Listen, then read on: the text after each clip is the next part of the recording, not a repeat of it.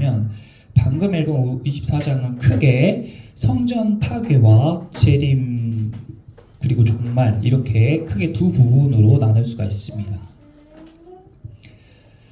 근데 6월절 사건이라는 것이 이집트가 하나님이 이집트에 정말 일어나기 힘든 재앙들을 10가지를 내리면서 그 나라를 아예 쑥대밭으로 만들어버려요. 종말이죠. 그 나라가 완전 엄청난 재앙에 휩싸이게 됩니다. 그리고 많은 사람이 죽게 돼요. 그런데 마지막에 어린 양의 피를 임방과 문설주에 바른 사람들의 집에 있는 사람들만 죽지 않고 그 재앙을 면했단 말이에요.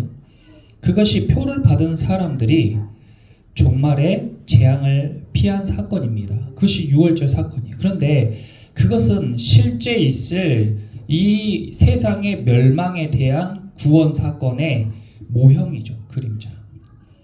그래서 그 어린 양의 피는 예수님의 십자가에서 흘리신 피를 상징한다고 했습니다. 그래서 지난 시간에 예수님께서 십자가에 못 박히실 것을 이야기한 내용에 대해서 우리가 나누고 성찬에 대해서도 나눴어요.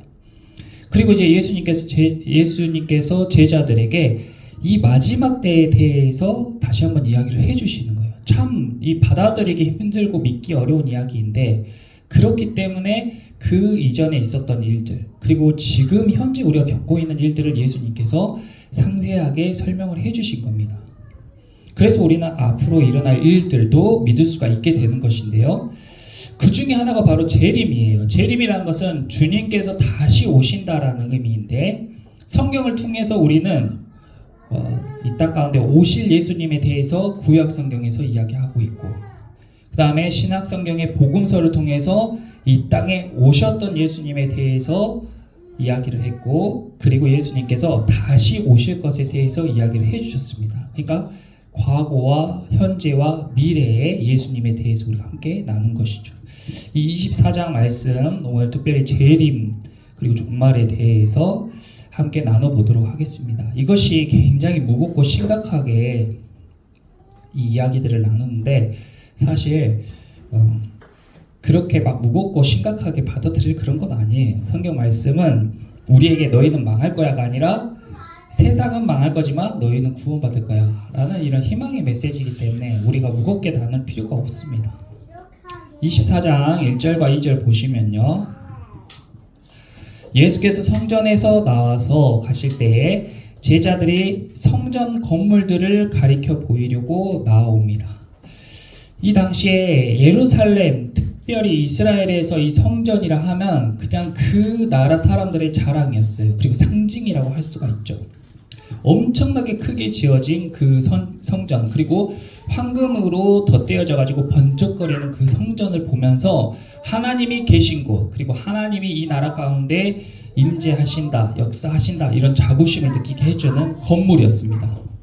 그래서 제자들이 예수님도 시골 출신이잖아요. 나사렛 출신이잖아요. 그 수도 예루살렘에 있는 그 성전을 가리키면서 예수님 저 건물 좀 보세요. 마치 서울에 있는 롯데타워 우리가 서울 가면 꼭 롯데타워를 막 보려고 하는 것처럼 그보다 훨씬 더 큰 의미를 담고 있는 성전을 가리키면서 제자들이 막 이렇게 보라고 했던 거예요.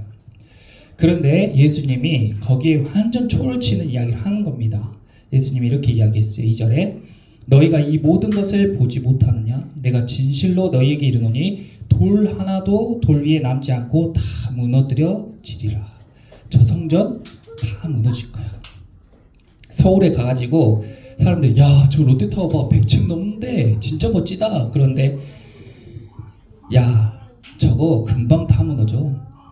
흔적도 없이 다 사라질 거야. 이렇게 말하면 얼마나 사람들이 헛소리라고 생각하겠어요. 그렇죠? 그 제자들도 예수님이 무슨 이야기를 하시나 했을 거예요. 그런데 예수님은 그 성전을 보면서 감탄하거나 그것을 거룩하게 바라보는 것이 아니라 그 제자들이 보지 못하는 것을 이야기하면서 저것이 다 없어져 버릴 거라고 한 거예요. 성전은 마치 이 시대의 교회와 같아요. 그리스도인들이 큰 성전 그리고 아름답게 지어진 교회들을 바라보면서 흐뭇하게 바라보는데 주님이 그것을 보시면서 야 너네는 그것을 보지 못하냐 저것들 다 없어질 것들이야 라고 이야기하는 것과 같습니다. 왜 24장 1절 2절에서 예수님이 이런 이야기를 했는지 그 이유에 대해서 바로 앞에 23장을 잠깐 봐보겠습니다. 그 앞을 보면은 왜 예수님께서 무엇을 제자들이 보지 못했는지 그리고 무엇을 가리켜 이야기하고 있는지 알 수가 있겠죠. 23장을 보시면 예수님이 바리새인과 제자들을 만났어요. 그러니까 성전에서 예수님이 너희가 이것을 보지 못했냐 하는 건 누구를 가리키는 거예요? 바로 서기관과 바리새인을 가리키는 거예요. 이 서기관과 바리새인은 지금 시대의 신학자와 목회자, 꼭 신학자와 목회자라고 하기보다는 종교에 관련된 지도자들을 다 상징한다고 볼 수도 있겠습니다. 그런데 예수님께서 그들을 만났어요. 23장 1절에 이에 예수께서 무리와 제자들에게 말씀하여 이르시되 하고 서기관들과 바리새인들이 모세의 자리에 앉았으니 그러므로 무엇이든지 그들이 말하는 바는 행하고 지키되 그들이 하는 행위는 본받지 말아라. 자, 여기서 서기관과 바리새인은 이 시대의 신학자나 목회자 그리고 종교 지도자와 같다고 했어요. 사람들은 그들이 있는 교회나 그리고 성당이라든지 그런 종교 관련된 건물들 또는 큰 건물들을 아름답게 바라보고 성스럽게 바라보고 거룩하게 바라봅니다. 그것들을 건축하고 짓는 것을 매우 하나님이 기뻐하시는 일이라고 생각하고 열심으로 이 당시에 있는 사람들도 그것을 짓기 위해서 헌물을 하고 헌신했어요. 그런데 예수님께서는 그것이 돌 위에 돌 하나도 남지 않고 싹 사라진다고 이야기하시면서 이 서기관들과 바리새인에 대해 제자들이 보지 못하는 것을 하나하나 이야기하기 시작하는 거예요. 그게 뭐냐? 첫 번째 23장 3절에 그들의 말은 받고 행동은 본받지 말아라. 그들은 말은 번지르르 하게 하는데 행동은 그렇게 하지 않으니까 말만 받고 행동은 본받지 말아라. 두 번째 4절에 그 사람들의 행동이 어때요? 무거운 짐을 묶어서 사람의 어깨에 지우되 자기는 이것을 한 손가락으로도 움직이려 하지 아니하며. 이 사람들이 그럴듯한 말로 사람들에게는 엄청나게 무거운 짐을 지워요. 그러면서 자기는 손가락 하나 까딱 안 한다는 거예요. 5절에 그들의 모든 행위를 사람에게 보이고자 하나니. 이 사람들은요, 사람들에게 보이려고 행동해요. 금식하고요, 큰 소리로 기도하고요, 설교하고요, 멋진 옷을 입고 사람들에게 보이려고 해요. 그러면서 6절에 보면 잔치의 윗자리나 회당의 높은 자리, 7절에 시장에서 문안받는 것, 사람에게 선생이라고 칭함받는 것을 좋아해요.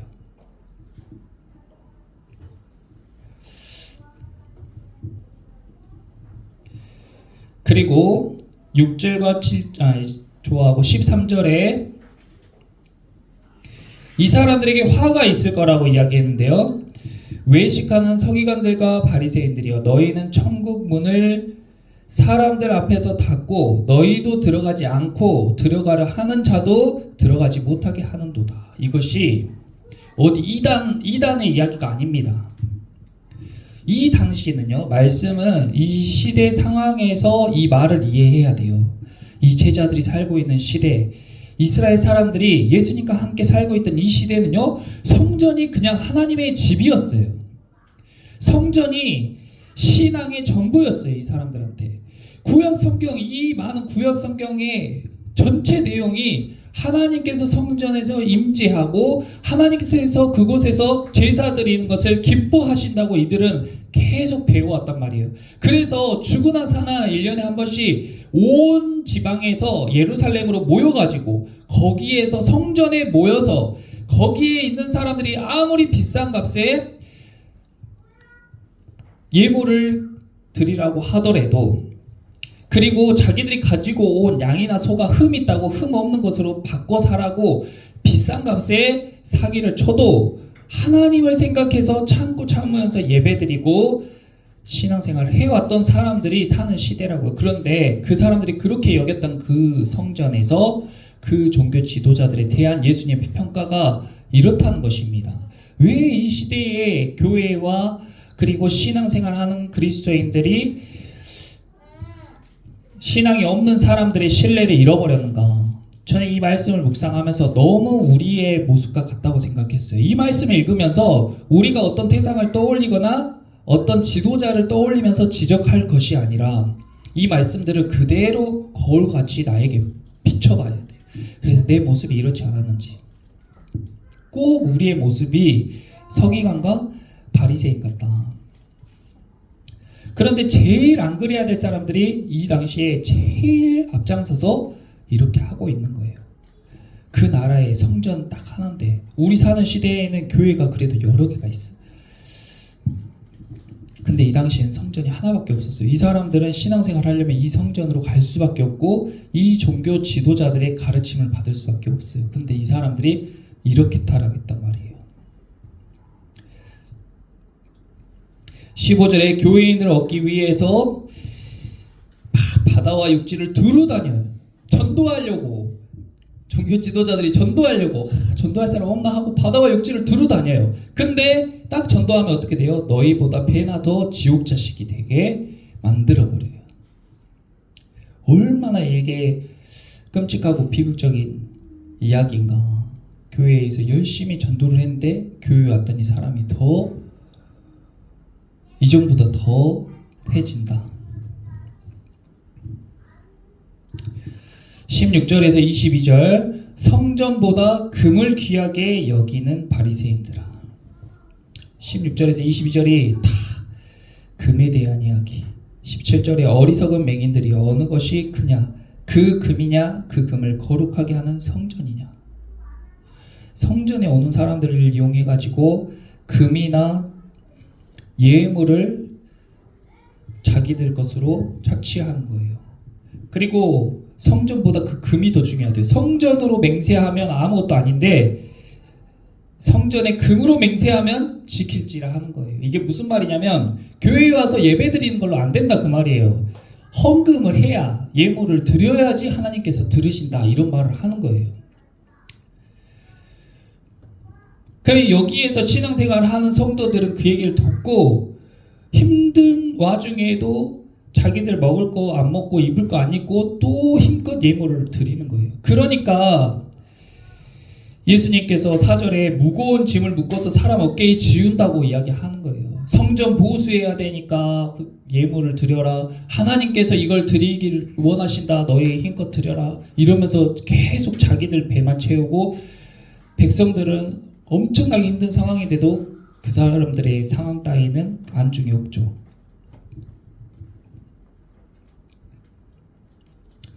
그리고 23절에 화 있어진저 외식하는 서기관들과 바리새인들이여 너희가 박하와 회향과 근체의 11조는 들이되 율법에 더 중한 바 정의와 긍휼과 믿음은 버렸도다.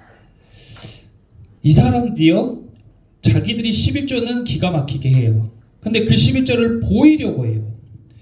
자 여러분, 저는 11조를 빼먹은 적이 없습니다. 여러분도 11조를 잘 드려야 됩니다. 11조는 하지만 그 안에 담긴 의미와 동기는 싹 사라지고 껍데기만 남았다는 거예요. 11조의 동기는 사람에게 보이거나 하나님에게 내는 세금이 아니에요. 그것은 나의 신앙의 정의와 긍휼히 여기는 마음과 주님에 대한 믿음의 반응입니다. 근데 그런 것들은 없고 행동만 남아버린 거예요. 그래서 여기에 그러나 이것도 행하고 저것도 버리지 말아야 할지니라. 그러니까 11조를 하되 긍휼히 여기는 마음, 정의와 믿음을 갖고 하라 그 말이에요. 맹인된 인도자여 하루살이는 걸러내고 낙타는 삼키는 도다. 이 재밌는 말인데 이 인도자들이요 자기들이 맹인이 돼가지고 하루살이는 걸러내고 낙타는 삼킨다. 이게 무슨 말이냐면 하루살이는 곤충으로요 부정한 동물이에요. 부정한 짐승이에요. 그리고 낙타도요 부정한 짐승입니다. 구약 성경에 보면은 정결한 짐승과 부정한 짐승이 나오는데 이 둘 다 부정한 짐승이에요. 그러니까 거부해야 돼요. 그런데 이 사람들이요 하루살이 같이 쬐끔한 것은 무지하게 강조하고 신경 쓰면서요. 별로 중요하지도 않잖아요. 하루살이는 놔둬도 그냥 하루 지나면 없어지는 거예요. 근데 그 하루살이는 막 쥐잡듯이 잡으면서 정작 엄청나게 큰 낙타와 같은 부정은 자기들이 막 저지르는 거예요. 그러니까 이것이 얼마나 아이러니입니까? 교회에서 옷 입는 거, 인사 잘하는 거 이런 게 더 중요해요? 사람들 긍휼히 여기고 다친 사람들, 아픈 사람들 위로해주고 무엇보다도 복음을 전해가지고 그 사람들이 복음으로 새롭게 될 수 있도록 영적으로 아픈 사람들이 정말 위급한 상황에 와서 수술을 받고 말씀으로 수술을 받고 거룩해지고 다시 살아서 돌아가는 곳이 교회예요. 근데 그 아픈 사람들이 왔는데 그런 하루살이 같은 그런 것들로 지적하고 무거운 짐을 그 사람들한테 지워주고 구원받겠다고 온 사람들에게 배나 더 지옥 자식이 되게 하는 그런 것들을 이 사람들이 하고 있었던 겁니다. 그 외에도 쭉 그것에 대해서 이야기를 하면서 그러면서 37절에 예루살렘아 예루살렘아 선지자들을 죽이고 내게 파송된 자들을 돌로 치는 자여 암탉이 그 새끼를 날개 아래 모음같이 내가 내 자녀를 모으려 한 일이 몇 번이더냐. 예수님이요 이 구약 성경 이 두꺼운 구약 성경 내내 어떻게든 이 성전을 살리고 이 성전 안에 모인 사람들을 암탉이 그 자기 날개 아래로 다가를 품듯이 어떻게든 품어보려고 수많은 선지자를 계속 보내면서 계속해서 사람들에게 구원의 메시지를 전하는데 그 선지자들을 핍박하고 죽인 사람들이 누구냐? 성전을 맡은 자들이었어요. 나라를 다스리는 자들이었어요. 그 선지자들을 톱으로 켜 죽이고 돌로 쳐 죽이고 핍박하고 감옥에 가두고 그렇게 주님이 계속해서 어떻게든 이 나라를 살려보려고 선지자들을 보내는데 그들을 다 죽인 사람들이 지도자들이었다는 거예요.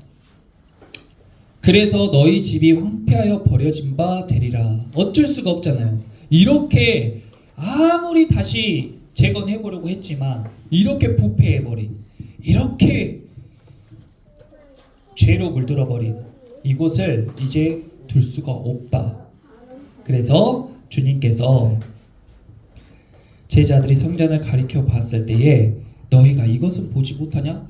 겉만 번지르르한 겉모양이 황금으로 덧입혀진 번쩍거리는 성전만 보고 그 안에 중심이 부패해버린 죄로 가득 찬 그것은 너희가 보지 못하냐?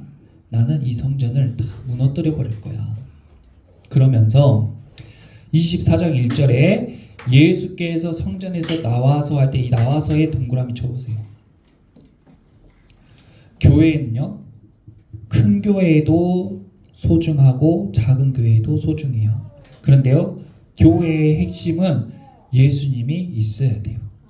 그런데요 그 안에 있는 사람들이 이렇게나 부패하니까 예수님께서 그곳에서 나가버리시는 거예요. 그러면 그곳은 이제 껍데기만 남고 황폐하게 되고 쓸어버릴 일만 남은 겁니다.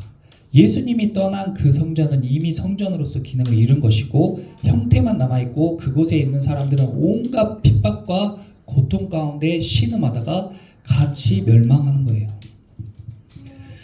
예수님이 지금 그것을 보여주시는 겁니다. 이때도 마찬가지고 지금도 마찬가지예요.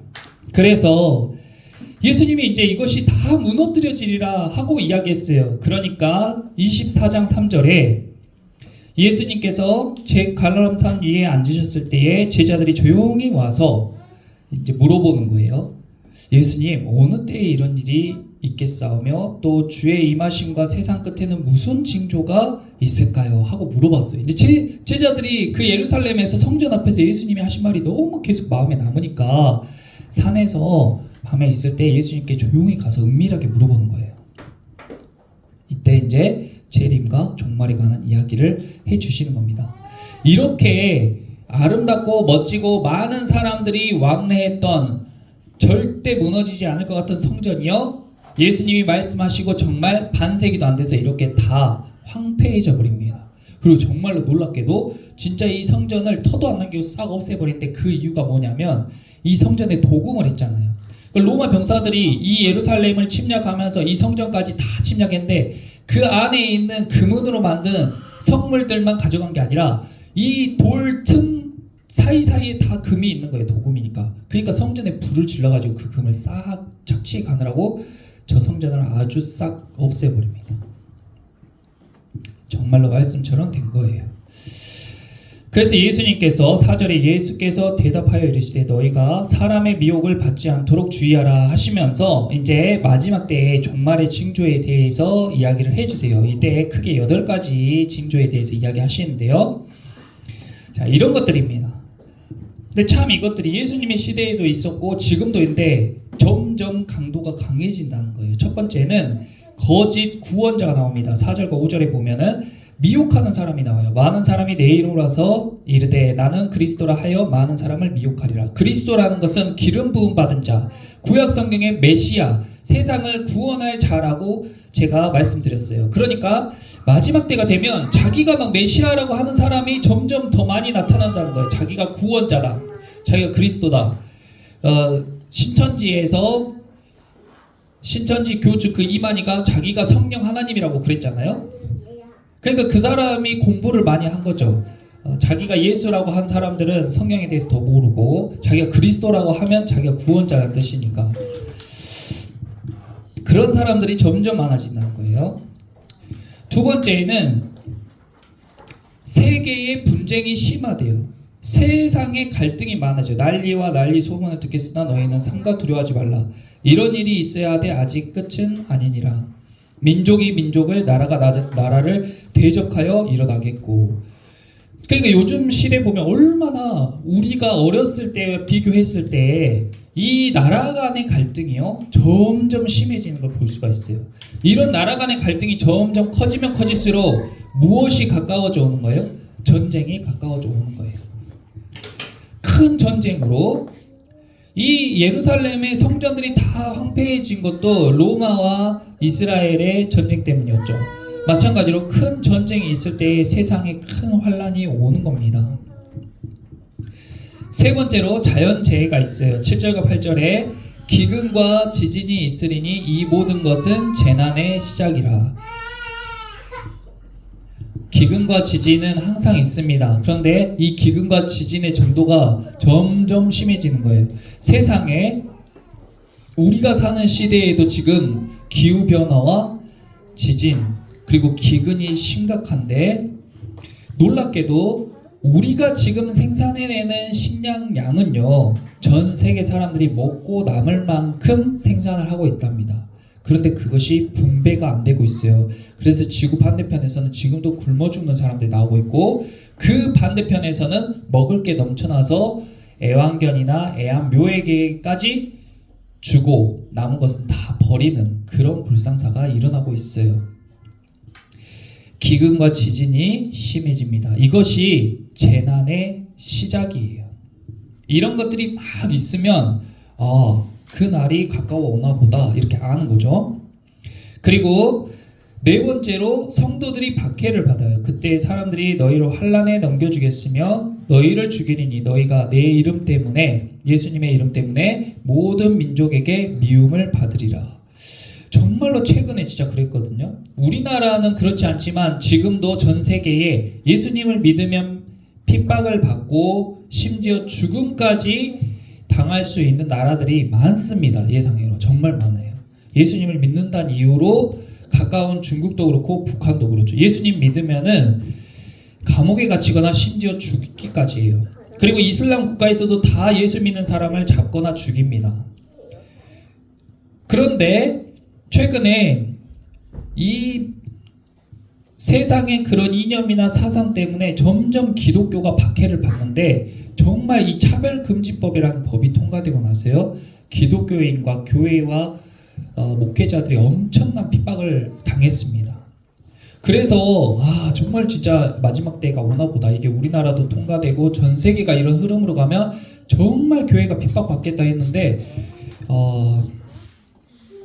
갑자기 미국에서 역풍이 불어가지고 그 흐름이 좀 끊겼어요. 다섯 번째, 교회에 배교가 일어나요. 10절에서 11절. 그때에 많은 사람이 실족하게 되어 서로 잡아주고 서로 미워하겠으며, 이게 그리스도인들을 이야기하는 거예요. 거짓 선지자가 많이 일어나 많은 사람을 미혹하겠으며, 이것은 아까 4절에 그 사람과 좀 달라요. 4절에 온 사람은 자기가 그리스도라고, 자기가 구원자라고 하는 사람이고, 여기서 거짓 선지자라는 것은 선지자 역할을 하는데 가짜 선지자, 가짜 예언자들 있죠. 예를 들어서 저에게 성령님이 찾아오셔서 말씀해 주셨는데 꿈으로 봤는데 환상으로 봤는데 2020년 몇 월 며칠에 종말이 옵니다. 다 여기로 대피하세요.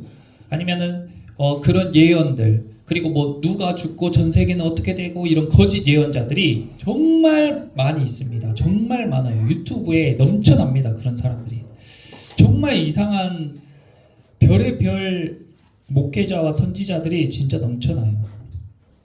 그런데 그들을 따르는 사람들이 정말 많다는 거예요.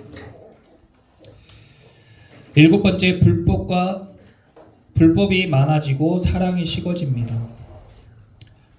불법이 성함으로 많은 사람의 사랑이 식어져요. 점점 사람들이 개인주의가 되고 세상 가운데에 정의란 것이 사라지죠. 우리 한국에만 있는 그 고유의 그런 탁월한 표현, 정의라는 것이 사라지죠.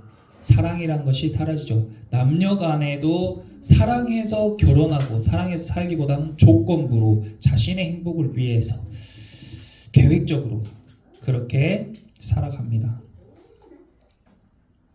그리고 마지막 여덟 번째, 14절에 이 천국 복음이 모든 민족에게 증언되기 위하여 온 세상에 전파되리니 그제야 끝이 오리라. 그래서 예수님이 온 세상에 복음이 전파되면 예수님이 올 거야 라고 생각해서 그렇게 복음 전파 선교에 힘쓰는 거예요. 이런 재난의 징조들이 있습니다. 그러니까 마치 이집트에 10가지 재앙이 있었던 것처럼 우리가 사는 시대에도 이런 여러 가지 현상들이 점점 심해지는 걸 보면 정말 우리가 마지막 때가 가까이 왔구나, 정말 세상에 종말이 가까이 왔구나 라고 알라는 거예요.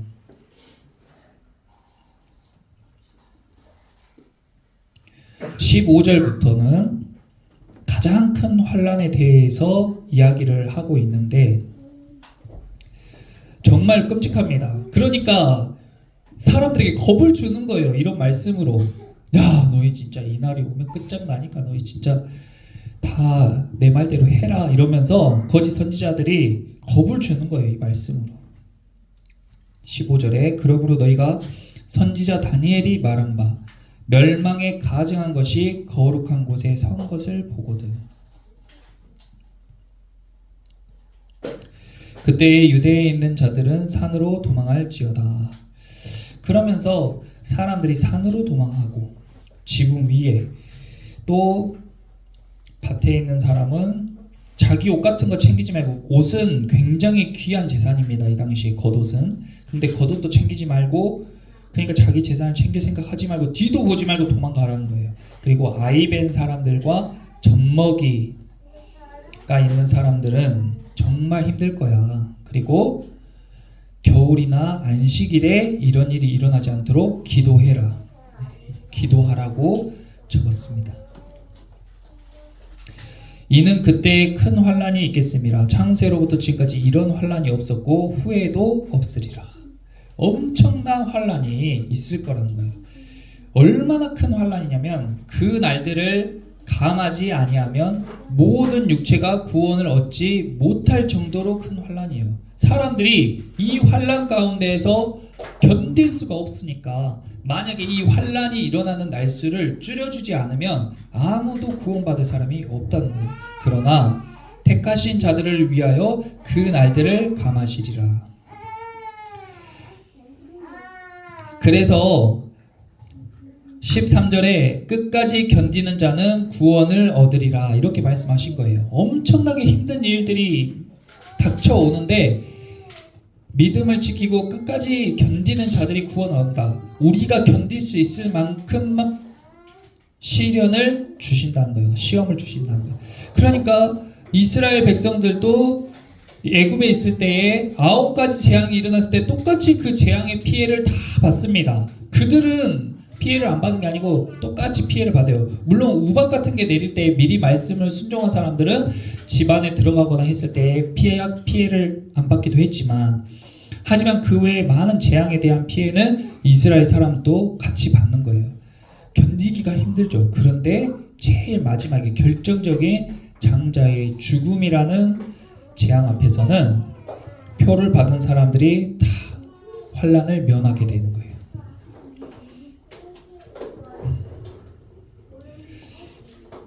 그래서 23절에서 28절까지 막 사람들이 이제 이런 것들을 생각 안 하고 살고 있다가 환난이 일어나면은 사람들이 귀가 이만해지는 거예요.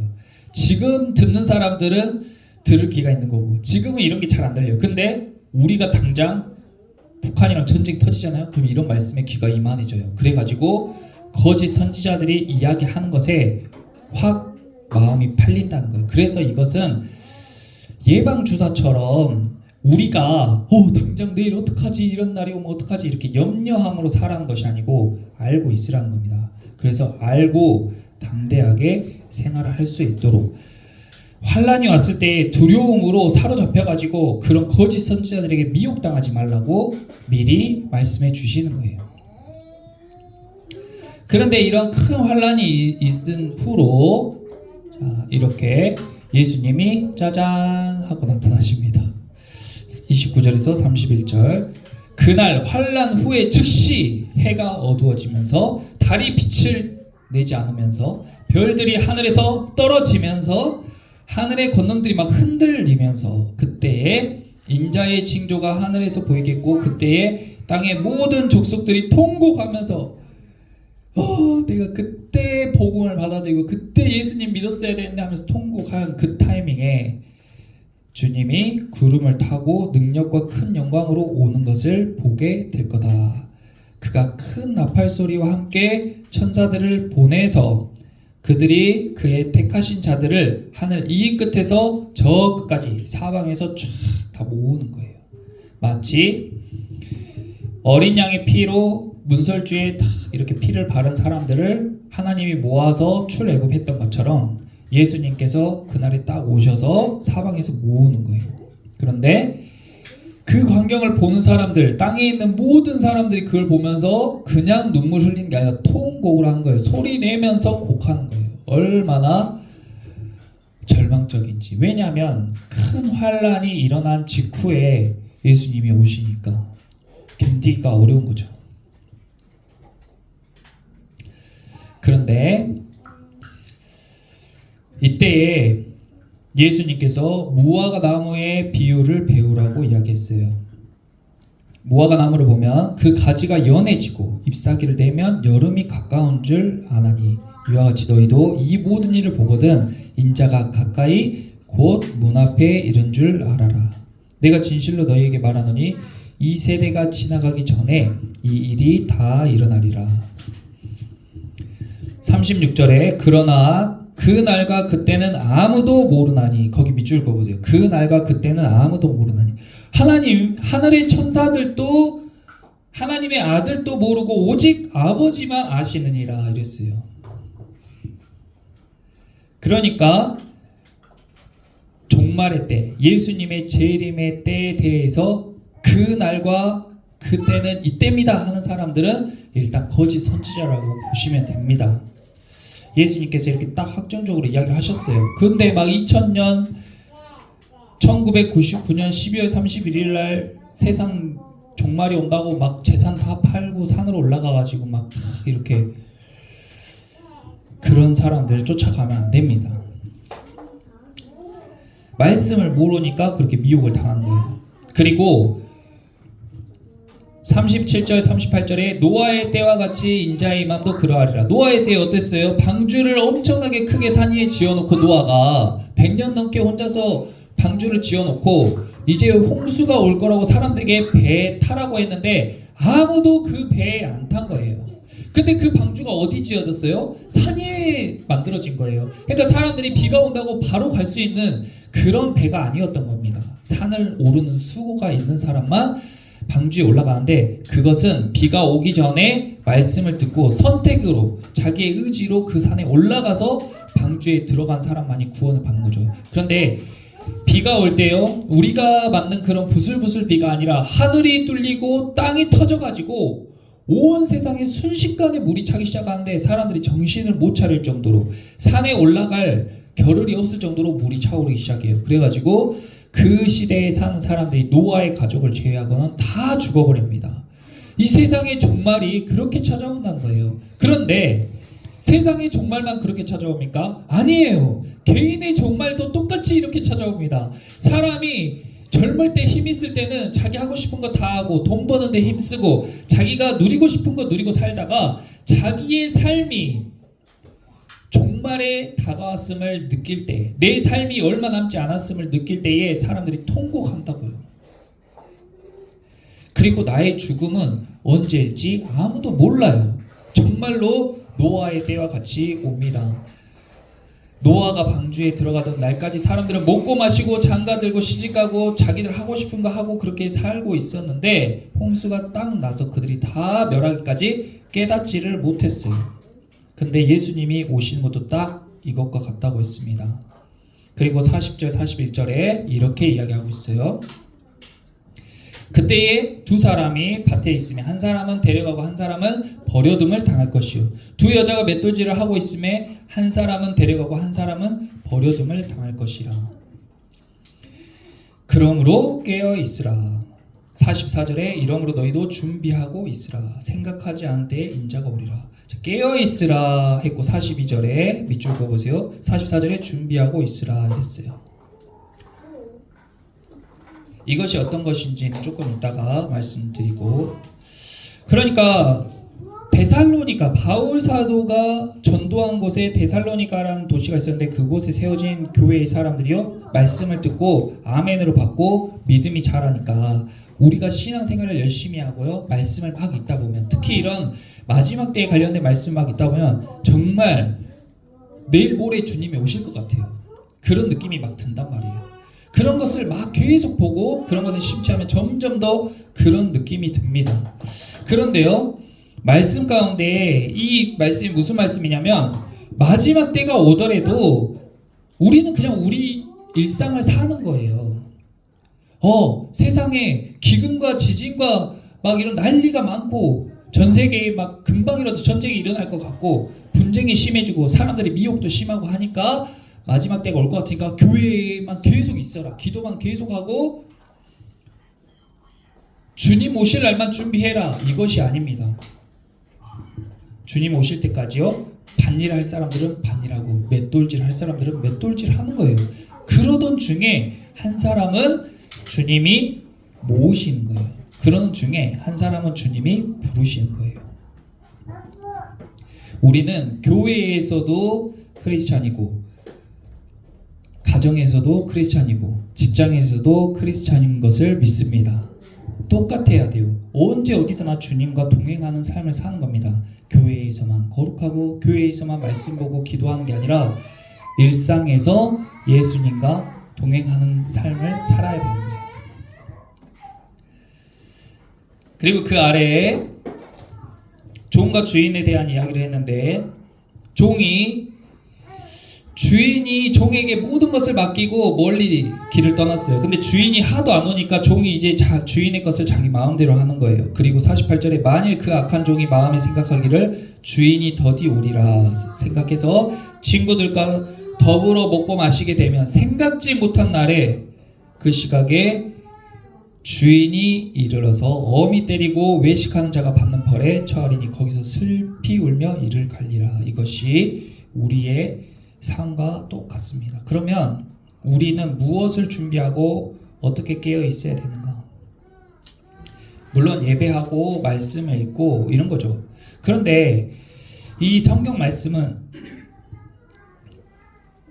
구절 하나하나를 뽑아서 우리가 해석하는 게 아니라 이것이 이야기잖아요. 쭉 연결되어 있잖아요. 예수님이 23장에 서기관과 바리새인과 종교 지도자들의 타락과 부패에 관하여서 이야기하고 그로 인하여서 마지막 때가 가까이 왔다는 것을 이야기해 주신 이후에 24장에서 이 성전이 파괴될 것과 재앙과 종말에 대해서 막 설명하시고 그러면 이어져야 되잖아요. 지금 말이 안 끊겼잖아요. 그 뒤로 어디 이동하거나 한 게 아니고 이야기가 계속 이어지고 있단 말이에요. 25장까지. 그러면 이게 연결된 이야기라는 걸 우리가 알 수가 있죠. 그러면 여기에서 열처녀 비유와 달란트 비유가 나오는데 이 비유들이 정말 여러 가지 각도로 해석이 됩니다. 근데 문맥에 따라서 해석하면 이것은 무슨 이야기로 할 수 있냐면 우리가 어떻게 준비하고 어떻게 깨어 있어야 되는지에 대해서 이야기하고 있는 거예요. 예수님이 재림하실 때 그리고 세상의 끝 종말과 구원에 관해서 이야기하시면서 그러므로 너희는 준비하고 깨어있으라 라고 이야기하면서 그때에 관하여서 그때는 마지막 때잖아요. 그때에 관하여서 이야기해 주는 거예요. 25장에 열처녀 비유는 그때의 마지막 때에 천국은 마치 등을 들고 신랑을 맞으러 나간 열처녀와 같다 하리니 우리가 잘 알다시피 10명의 처녀가 있었는데 밤중에 신랑이 왔어요. 그런데 항상 신랑을 맞이하려고 준비했던 신부들은 밤마다 등에 불을 켠단 말이에요. 밤마다 신랑이 오진 않은지 등에다가 불을 켜요. 근데 이것이 하루, 이틀, 1년, 3년, 5년 되니까 신랑이 안 와. 그러니까 오늘도 안 올 것 같은데 하니 귀찮으니까 기름을 안 구해놨어요. 근데 그날 딱 신랑이 와버렸네. 그래가지고 신랑이 왔으니까 등불을 켜야 신랑이 그 아내를 맞이를 하잖아요. 그래서 등불을 켜고 밖으로 나가는데 막 허둥지둥 하면서 불을 켜려고 보니까 기름이 다 떨어진 거예요. 기름이 떨어진 걸 자기가 몰랐어요. 그래서 신랑이 5명만 데리고 가고 5명은 못 따라갑니다. 그런즉 깨어있으라 하고 이 이야기가 마무리가 돼요. 13절에 그렇죠? 혼인잔치에 가는 이야기입니다.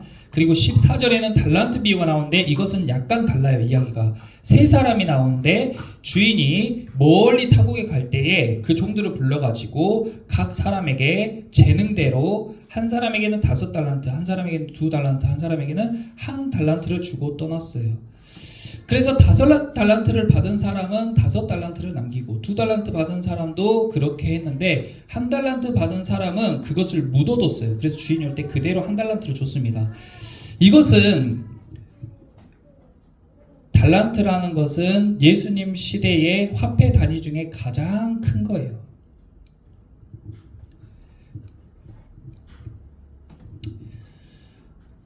그런데 달란트는 우리가 무엇으로도 비유하냐면 우리의 재능으로도 비유합니다. 그리고 여기 15절에도 각각 그 재능대로라고 이야기하고 있어요. 그렇죠?